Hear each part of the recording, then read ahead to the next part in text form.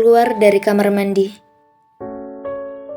Rasya, aku sudah ada di apartemenku, Ma, dan istriku sedang ada di kamar. Nada, jam berapa kau akan berangkat? Rasya, aku akan ke bandara 1 jam lagi, Ma. Nada, kalau bisa mampir dulu ke dokter kandungannya. Kamu bisa ke tempatnya Tante Sylvie.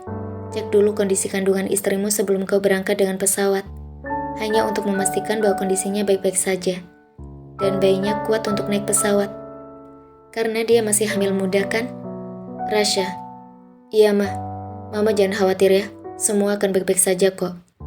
Nada, ya sudah, hati-hati di jalan ya.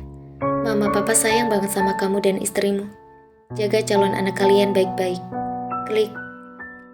Aku juga sayang mama sama papa. Untung mamaku sangat mengerti aku. Gumam Rasya dalam hati, yang merasa terselamatkan karena Nada mematikan teleponnya lebih dulu.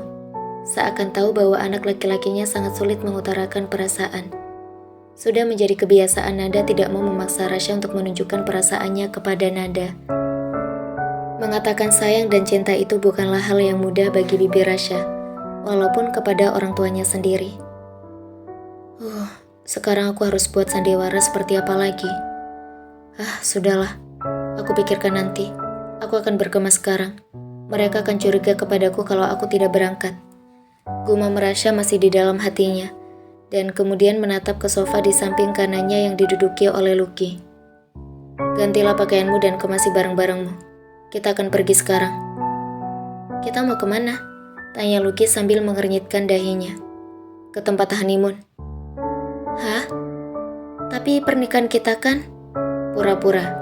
Karena pernikahan kita pura-pura, kita tetap harus berangkat ke tempat honeymoon supaya mereka tidak ada yang curiga. Rasya memotong kalimat Lucky, kemudian berdiri untuk berganti pakaiannya, dan meninggalkan Lucky yang masih duduk di sofa. Wah, dia memang manusia kutub yang sangat dingin. Sekarang aku terikat dengan pernikahan kontrak selama 6 bulan bersama manusia kutub sepertinya. Pasti ini karena dosa-dosaku yang aku lakukan kepada ayah, sehingga aku dihukum sangat berat oleh Tuhan. Gumam Lucky di dalam hatinya, sambil berdiri melangkah menuju ke kamar yang ada di atas. Klek. Hei Rasya, kau tahu di mana koperku? Teriak Lucky saat memasuki kamar atas dan sudah tidak menemukan lagi kopernya. Tak ada jawaban, karena saat itu Rasya sedang mandi dan tidak mendengar suara Lucky dari dalam kamar mandi. Heis, dia laki-laki atau perempuan sih? Suka sekali mandi. Aku sudah menunggunya lebih dari 15 menit, tapi belum juga selesai. Di mana dia taruh koperku ya? Gumam Lucky dalam hatinya sambil rebahan di tempat tidur. Rasya memang cukup lama. Hampir setengah jam di kamar mandi hingga Lucky yang sudah kelelahan dari tadi pagi dan juga hangover-nya yang memang belum hilang total, mulai mengantuk dan tertidur di tempat tidur. Klek. Wanita ini kenapa tak tahu malu sekali sih? Kenapa dia bisa tidur dengan kondisi wajahnya masih memakai make up full, sepatu belum dilepas, dan masih menggunakan pakaian pengantin seperti itu? Oh Tuhan, semoga aku bisa tahan dengan wanita ini selama 6 bulan. Gerutu Rasya kesal di lubuk hatinya, ketika baru saja keluar dari wardrobe. Rasya langsung menghampiri Lucky dan menendang-nendang kaki Lucky yang masih menggantung. Hei, bangunlah. Mau sampai kapan kau tidur? Dan siapa yang menyuruhmu tidur? Hei, apa kau dengar aku? Berkali-kali Rasya menendang kaki Lucky hingga akhirnya Lucky terbangun. Apa kau tidak bisa membangunkan dengan cara lebih baik? Siapa yang menyuruhmu tidur di sana? Sudah jelas perintahku tadi kan? Ganti pakaianmu. Kita akan berangkat dalam waktu 1 jam dan sekarang sudah 45 menit berlalu. Kau masih belum siap? Ocehan Rasya yang cukup mengganggu telinga Lucky membuat emosi Lucky sedikit terangkat. Hello, how long you've been in the bathroom room? I wait here and asked you about my suitcase, but you didn't answer. Lucky yang dari pagi memang sudah menahan rasa sewotnya kepada Rasya kini memuncak juga.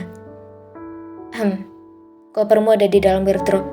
Pakaian gantimu juga ada di dalam wardrobe. Kau bisa memakainya di sana. Aku tunggu kau 30 menit di bawah. Jangan telat.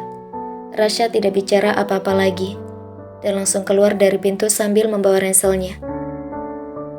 Wah, cuma itu responnya? Tidak minta maaf sama sekali padaku? Apa keluarganya tidak mengajari sopan santun ya? Cek cek cek.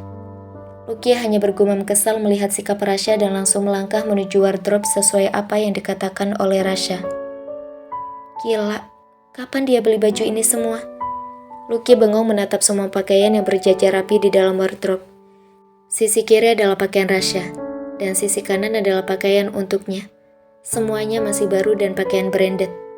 Lucky tahu barang-barang mewah karena saat di England, teman-temannya juga menggunakan barang-barang seperti yang ada di lemarinya sekarang. Bahkan semua pakaian ini pas dengan ukuran tubuhku. Gumam Lucky di dalam hatinya dan wajah Lucky langsung tersenyum sumringah melihat semua yang ada di sana. Ternyata manusia kutub itu baik dan punya hati juga. Hehehe, celetuk Lucky yang merasa bahagia. Walaupun Lucky mengalami banyak kendala sekarang, Lucky sedikit kesulitan untuk membuka pakaian pengantinnya. Karena resleting di belakang cukup panjang. Bajunya ketat, sehingga butuh waktu agak sedikit lama untuk mengganti pakaiannya. Belum lagi, Lucky harus membersihkan wajahnya dari make up, rambutnya dari hairspray, dan tentu saja membersihkan tubuhnya. 30 menit waktu yang diberikan Rasya tidaklah cukup untuk melakukan itu semua. Apalagi, Lucky yang keenakan berendam di dalam bathtub, seakan lupa perintah Rasya bahwa dia hanya diberikan waktu 30 menit. Klek. Mau sampai kapan kau berendam di dalam bathtub seperti itu? Aku sudah menunggumu selama 1 jam. Apa kau tidak dengar? Tadi aku katakan padamu 30 menit, tapi kau malah membuatku menunggu 60 menit. Apa yang kamu lakukan di sana? Keluar. Kamu apa di situ? Aku sudah katakan padamu, aku akan lakukan apapun juga asalkan tidak ada tindakan asusila. Lucky yang panik langsung mengambil semua busa-busa sabun untuk menutupi tubuhnya, supaya tidak terlihat oleh Rasya. Kamar mandi di sana memang tidak bisa dikunci dari dalam ataupun luar, sehingga siapapun bisa masuk ke dalam sana. Radit memang merancangnya seperti itu saat mendesain apartemennya. Jarak dari sini ke sana itu 3 meter, dan aku tidak melihat apapun. Kalaupun aku melihatnya, aku tetap tidak akan tertarik pada tubuhmu. Aku datang ke sini hanya ingin memberitahumu kalau aku sudah menunggu 60 menit. 2 kali lebih lama dari waktu yang aku toleransi untukmu. Cepatlah keluar. Aku berikan kau 15 menit tambahan. Kalau sampai telat, kontrak pernikahan kita selesai, dan aku akan membawamu ke kantor polisi hari ini juga. Klek.